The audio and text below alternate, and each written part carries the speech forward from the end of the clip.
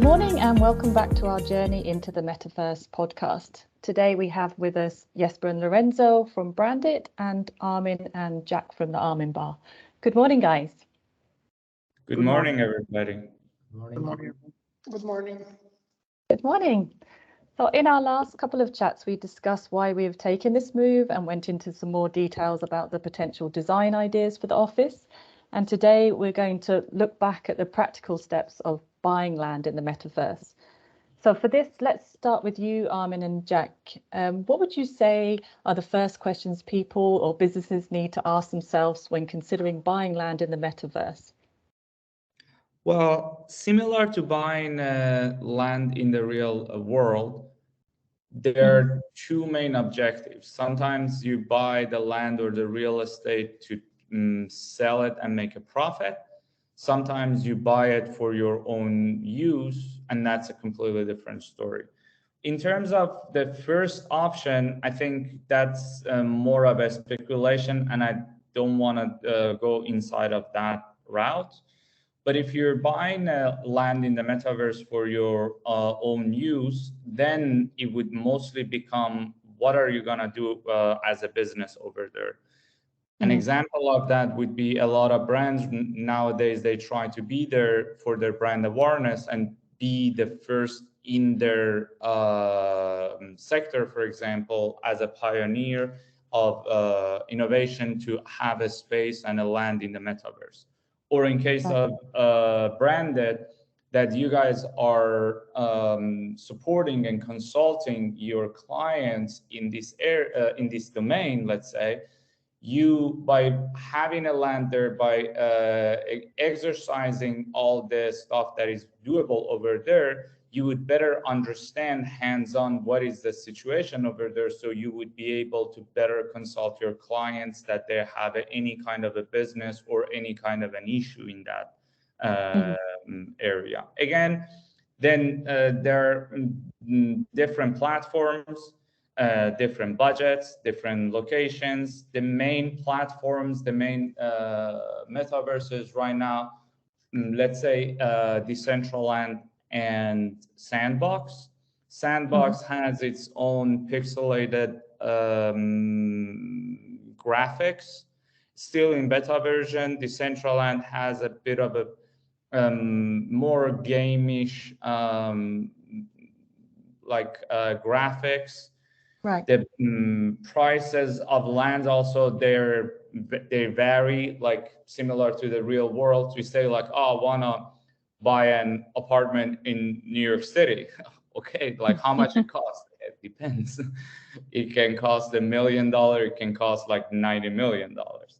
So same over here, but more or less what I can see, for example, today, with around 2 ETH, considering each ETH Ethereum around $1,500 average right now. So with $3,000 starting point, you can buy a land up to almost $1 million. So the variables why one is cheaper than the other, in the real world, cities normally the prices they're related to neighborhoods.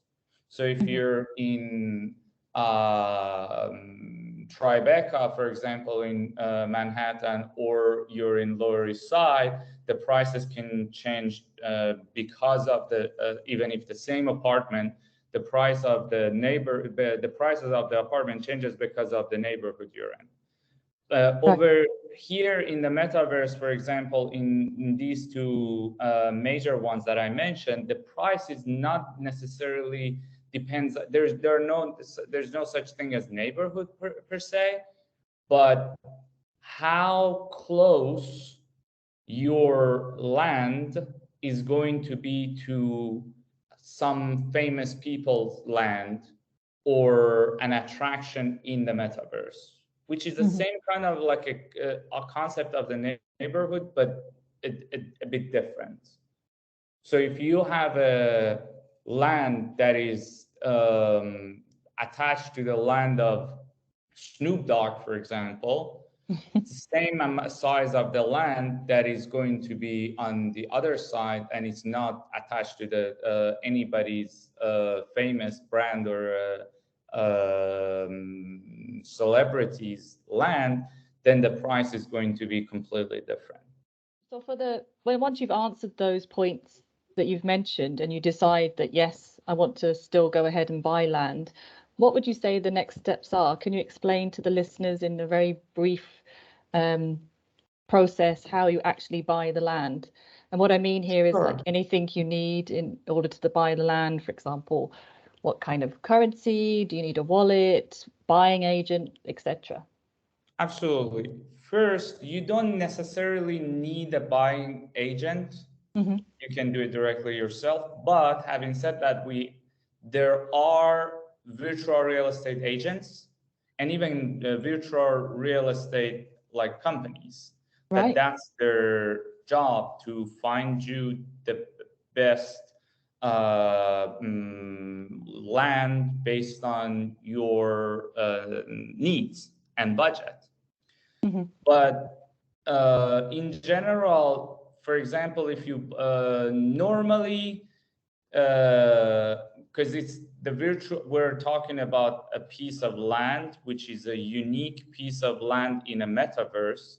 And Yeah. if it's a unique piece of a land on the metaverse, it's a unique token.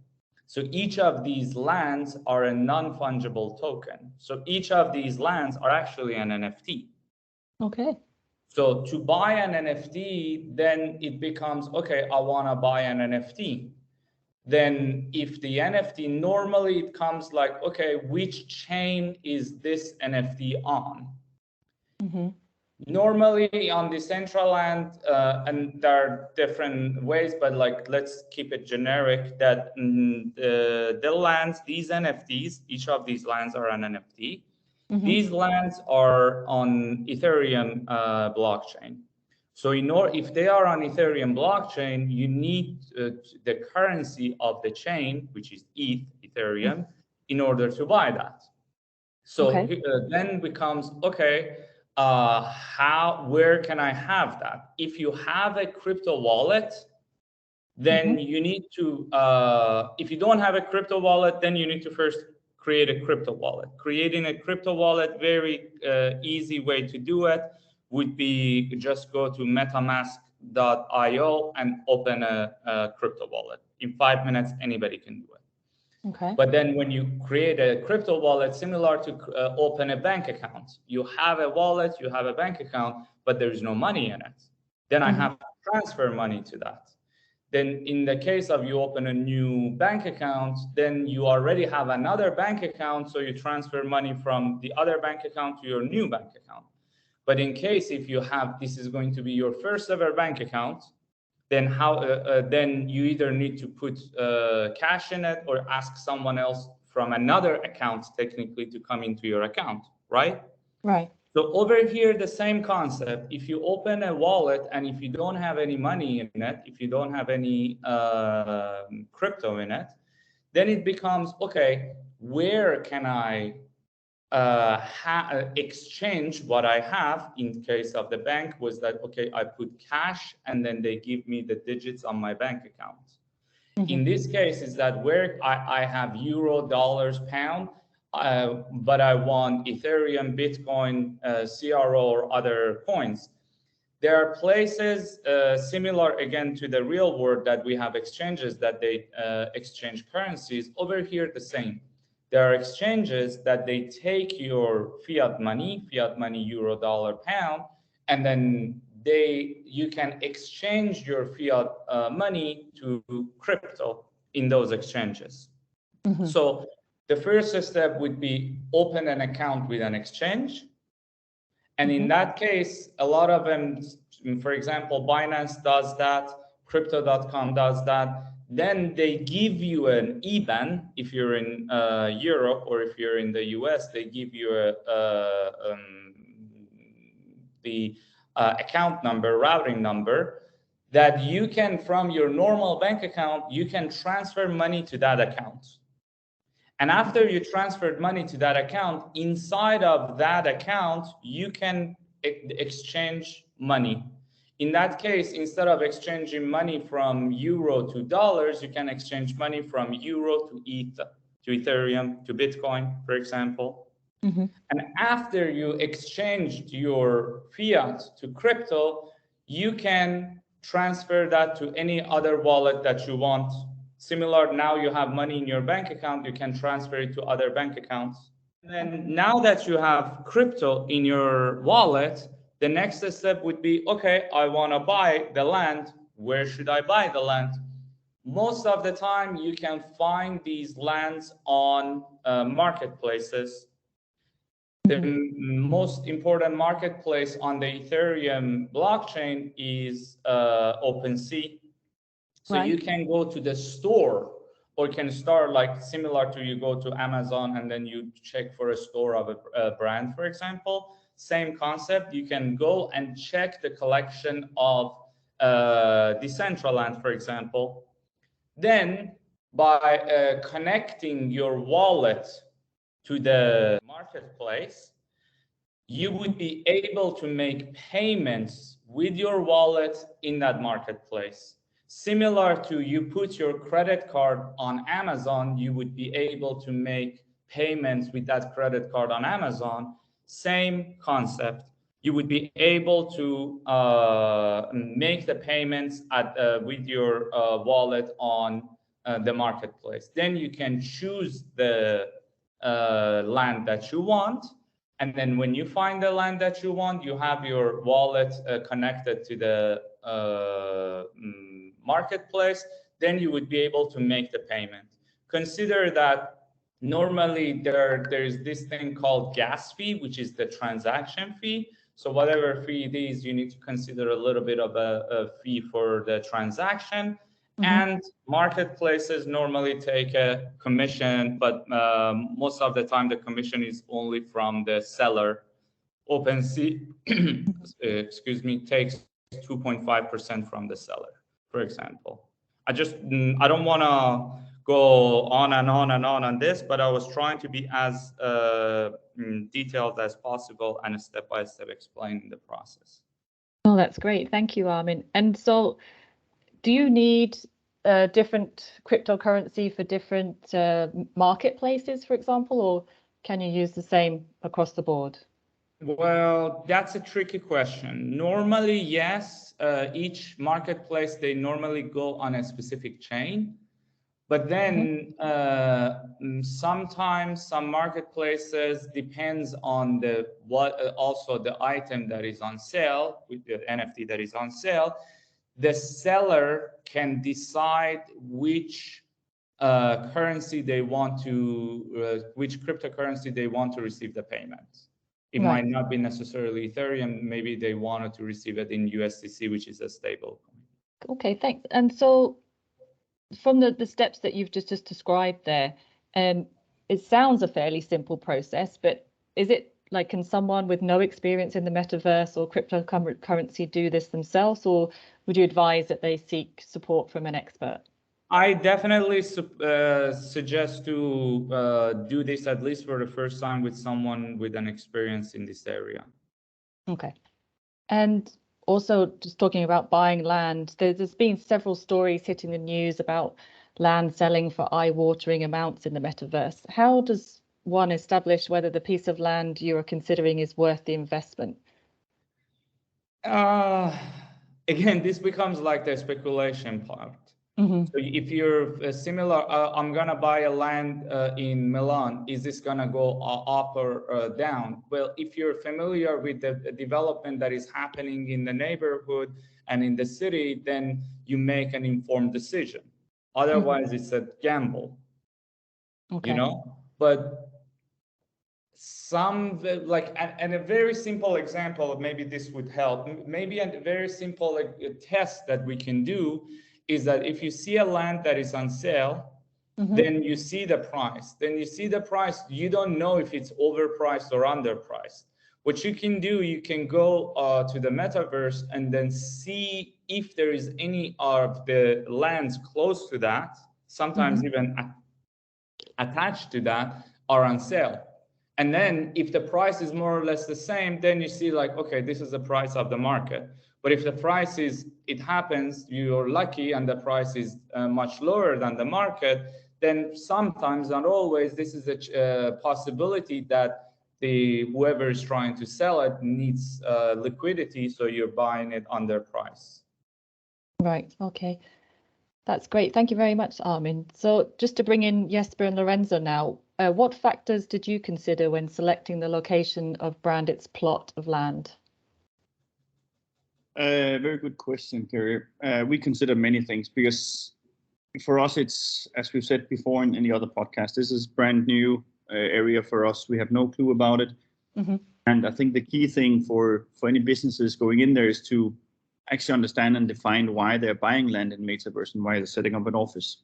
Mm-hmm. So as we also said last time, we are primarily doing this to learn a lot from this experience, so we can help our clients navigate in the space. And if we are, you can say, in a good position, lucky position, that we also have people passing by our office and getting new clients via Metaverse, perfect. Yeah. But I will not say that we expect to get clients via the Metaverse from that, because we are in a special industry. We are not just in one of these mainstream industries. So that was, you can say, our starting point. Having said that, to be able to advise best way possible to our clients, we needed to go for, you can say, a location that is medium to high level. Yeah. Because that's where most of our clients will be. So we could have bought in a cheaper place. We could have gone to, you can say, again, I have to say, when we say place, we're talking about pixels, but we basically treat it like the real world, and everything is about location. If you have a famous person as one of your neighbors, there will be more traffic around that property, which can then affect your property as well in a positive way. Sure. And so on. So we decided to go for medium to high-end location, mm-hmm. because that's where we need to advise our clients to see, how things working here. How can we do it? Of course, there's also a different price tag, but with every investment you're doing, you need to consider that. So I think that's been for us the key point in all this, is to actually find out how can we do it and so on. So that was a strategic decision from our side. Lovely, thanks. And finally, how would you describe your experience so far with buying land? Was it easy or challenging, or certain things that surprised you in the process? If I can jump in, I mean, I must say that like the collaboration of Armin and Jack has been fundamental, like in addressing. So it's like when you are buying like a property in the real world, when you have like a good real estate advisor, of course, it's pretty easy. Of course, I mean, it's a new experience for us. And therefore, in that sense, we have to rely like a lot also on their advice. We read quite a lot about the advantages and disadvantages about having a plot in a certain area or another area. But in general, of course, like the advice of an expert, also, as Armin was saying before, it's really important. And it's been important also for us, sharing which was our focus and understanding advantages and disadvantages. Absolutely. Carrie, if I can add to that as well. Mm-hmm. I think, again, my advice to companies, treat this like you're treating your business in the real world. So now we're in the position with BRANDIT that we are growing, and that means that we are opening up new offices ongoing every year. And for us, every time that we open a new office, we need to understand the local market. We need to understand location, where's the right place to be, where is it easy for employees to go to work with cars, public transport, what are the you can say the market price, A and B and C locations, etc., etc. And the same here, it's super important. And when you have no knowledge about it, what do you do? If you want to go to a new country and a new market and set up an office, yes, you can travel there yourself, you can go around, you can look at different offices, and then you can decide. But there'll be a risk of making a big mistake. True. And making mistakes by location means that you need to find a new office, you need to do the moving, all the work and resources included with that, plus all the costs. So therefore, we have decided, like we do now, you can say in the real world and in the professional life in the real world, we decided to also use an advisor. And I think this is also the key for companies to do that, because it is such a big new world, and there's so many strategic decisions to consider when you go in and buy land. So definitely my recommendation is to use a partner, as Lorenzo said. Definitely, yes, I agree. Okay, well, thank you, everybody. That's been super, super interesting. And thanks for your time and for everyone for listening.